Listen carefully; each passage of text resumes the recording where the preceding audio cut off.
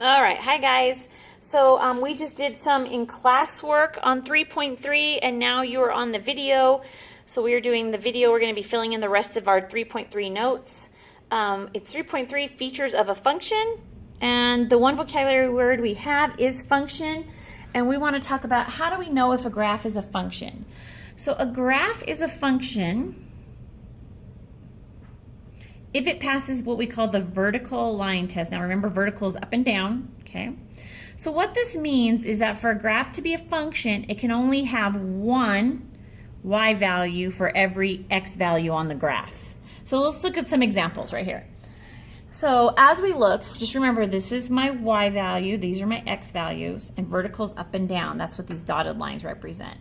So if we take this spot right here on the graph, and we say, okay, here's an x value, and I look, and on my graph I only have one y value.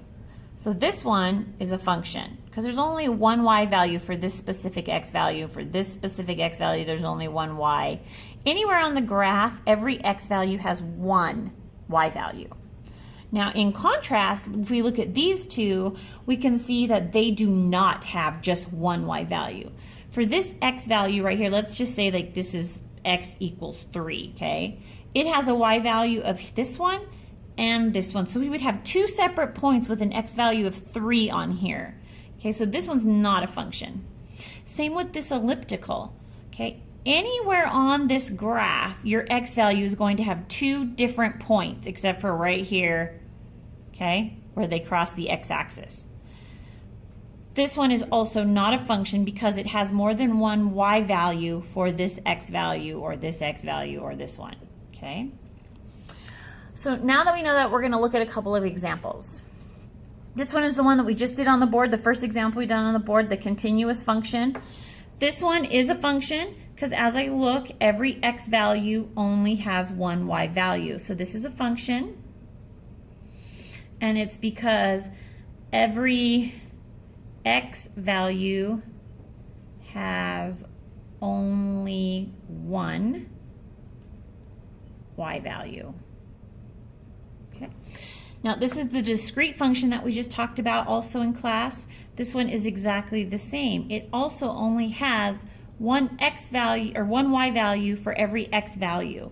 So this one is also a function. Like if I look here, this one only has one, this only has one. And you can see as you look up every x value, there's only one point, if a point at all.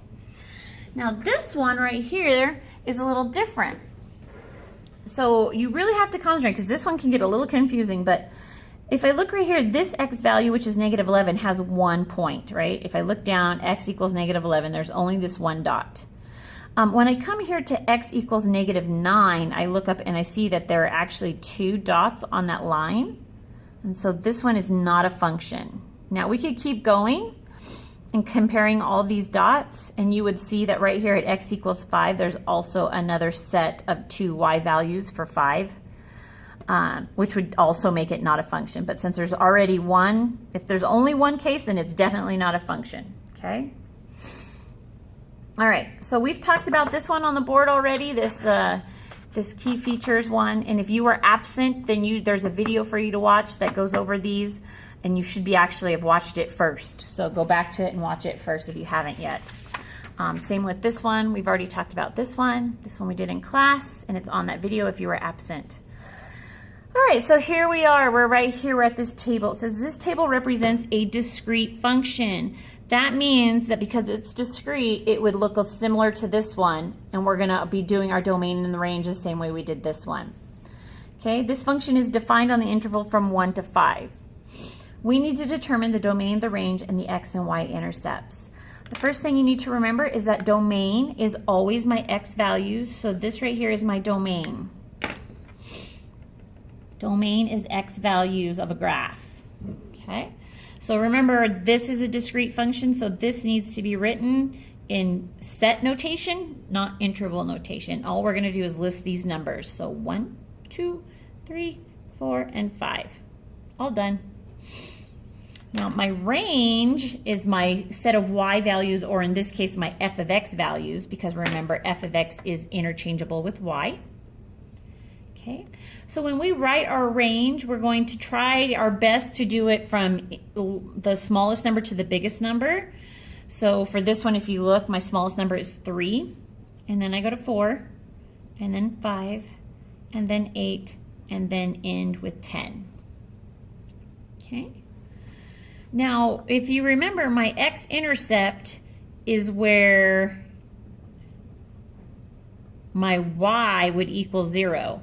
Well, as I look here, I see no 0 for my y, so this one, there is none, no x-intercept. Now, my y-intercept is where x equals 0. So I look down here, I don't have an x equals 0 also, so then this one is also none. So there's no intercept. Okay, next one says, based on the table, identify the minimum value and where it is located. Remember, when I'm talking about my minimums and my maximums, I'm looking at y values. So my smallest y value is this one right here, it's 3. Okay, so my minimum value is 3, and then it says, where is it located? Where is it located means you simply distinguish what the x value is at that time. So my minimum is 3 at x equals 5. Okay, when x equals 5, that's my minimum of 3. That's all that's asking. Awesome. Okay, moving right along. So we are not doing this one, so make sure you just cross that one off. We don't really need to hit that one right now. So now what we need to do is describe the key features of this situation, which is now just a sentence. It's not a graph, it's not a table. We need to decide what all the key features are. Now remember, with key features, that's domain, that's range, increasing, decreasing intervals, y and x intercepts, and minimum and maximums, okay, if they have them. So for this one, it tells me the first term in a sequence is 36. Well, if this is a sequence, it's discrete.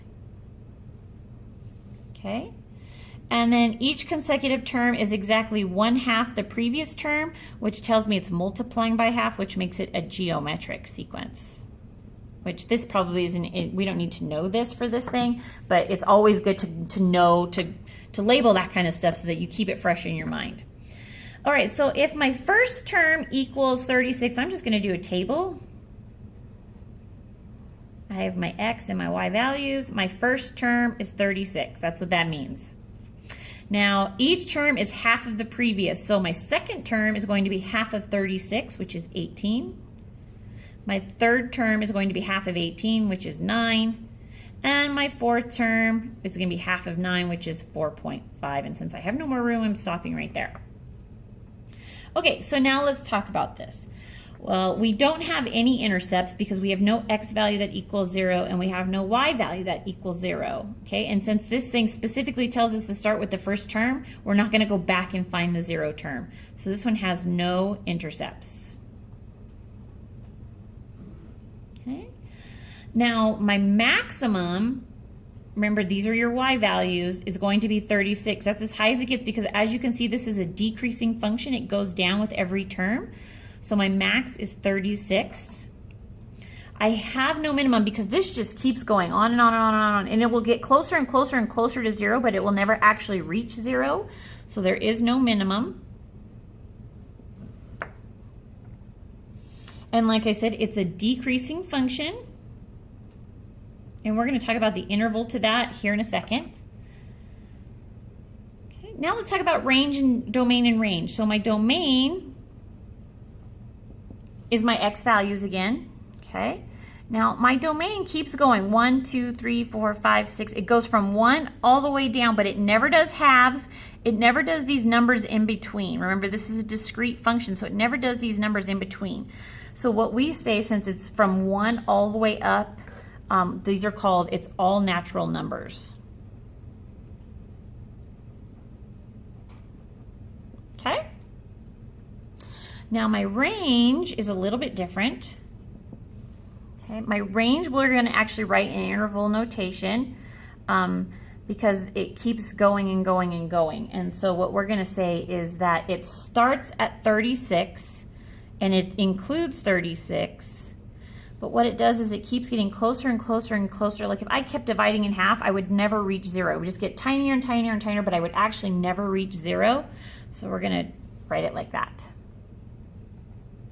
Okay, and like I said, we're going to come back to decreasing. My decreasing is again over the domain. So it's decreasing as long as the domain keeps going, the decreasing will keep going. So over the domain. And that is all of the information we need. Key features, all right there. Okay, so now we're going to flip over and we're going to do our watch and learn. Okay, it says sketch a graph and describe the key features of the graph. I'm just going to do a T-chart or a T-graph, whatever you want to call it. Now, this is a linear equation because it's negative 2x plus 4. This is a linear equation. Now, if you look right here, it has a specific interval it wants us to pay attention to. Only from x, when x is greater than or equal to 0. So it is not going to have us looking at these quadrants right here, this one or this one. We are not paying attention to those. Only from here over. Okay? So, because this is linear, I know that this 4 is my y-intercept, so 1, 2, 3, 4 right there. And then I'm going down and over, I'm going down 2 over 1. So 1, 2, 1, 1, 2, 1, 1, 2, 1. Now, if I was to continue that, I'm just going to draw it with a ruler rather than just continuing my dots. Remember, I don't go past where x equals 0, so it starts right here at the y-axis, and then it just keeps going. Okay. So now it says list the key features from this function right here. Okay. So I have a y-intercept right here. My y-intercept is where x is 0, and then it's 4. My x-intercept is right here. So it's 1, 2. It's where x equals 2 and y equals 0. This is a decreasing function. There's no increasing about it, and we'll talk about the interval for that after we're done with domain and range. It also has a maximum, one maximum right here at 4. And it has no minimum because this just keeps going and going and going. So no minimum.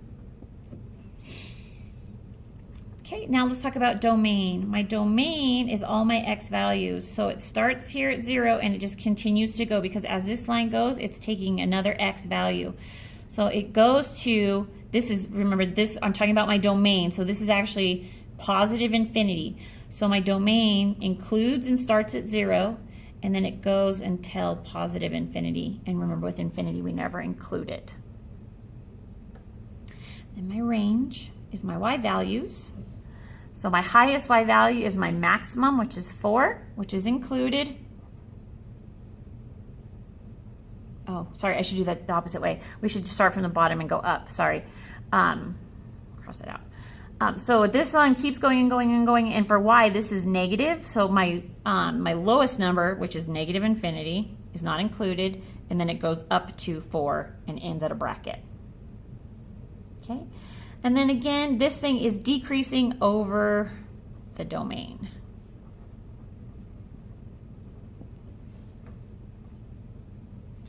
All right, one more and then you guys are off on your own. Okay, this is fill in the table of values for the linear functions, then circle the point of intersection for of the two lines. So your first thing you're going to do is just substitute all these x values in here and then solve. Same here for this x, and solve and fill out this table. I'm going to pause it. I'm going to fill mine in. You pause it and fill yours in as well. Okay, so what I've done is I filled out my table here. Now, in order to find its point of intersection, we just find a point that is shared, that is common between these two, that are exactly the same. So when I look at my zeros, they have different values here. When I look at my ones, they have different values. When I look at my twos, they both have 4. That means this is a point of intersection right here. This point right here is their point of intersection, and then we write that in the form of an ordered pair, so it's 2, 4. Simple as that. Okay, so now you guys can get started on your pause and check, and then make sure you bring it up to me so I can see it, and we'll get you marked off. Okay guys, bye.